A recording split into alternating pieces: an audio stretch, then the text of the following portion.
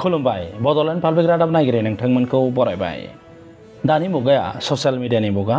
गासैबो गावबा गावनि साननाय हनायखौ ससियेल मिडियानि जोहै फोसावजोबनो हायो।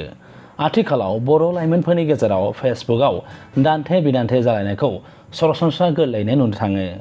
बड'लेण्ड क्लाब मुंनि फेसबुक एकाउन्टआ रादाब फोसावग्रा बड'लेण्ड रादाब पर्टेल आरो केबुल चेनेलखौ बयकट बड'लेण्ड रादाब होननानै बावैसो सिगां फोसावदों। लोगोसे बे बड'लेण्ड क्लाब फेसबुक एकाउन्टआवनो बड'लेण्ड रादाबखौ फेक निउज पर्टेल होननाबो बुंबावदों।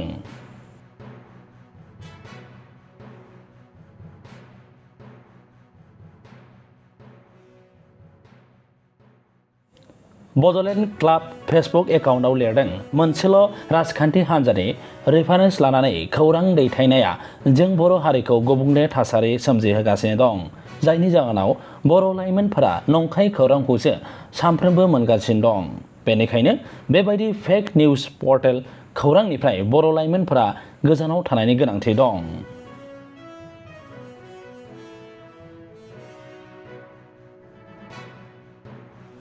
मख'नाया मोजांदि बर'फोरनि गेजेराव गाव गावनि राजखान्थि हान्जाखौ लानानै माखासे फेसबुक पेजफोर दं, जायफोरा गाव गावनि खौरां आरो गावसोरनिल' हान्जानि मोजांखौ फोसावो।